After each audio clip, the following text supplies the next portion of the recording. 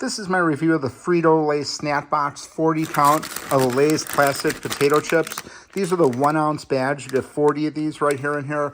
We buy these all the time. We use them to replenish our kids' school lunches for sports and things like that. We always have these on hand.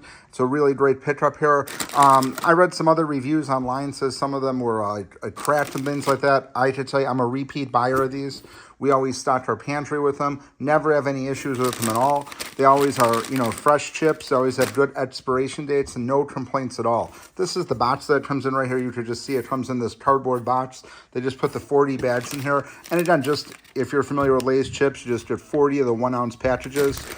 We like these because they're just grab and go as opposed to having to take a bigger bag, put them in a Ziploc bag and things like that. Just take these out of the pantry, you're good to go. So if you're looking for some snack bags, if you're having a party or anything like that, definitely want to pick these up. Again, you get 40 1 ounce bags. Highly recommend picking this up.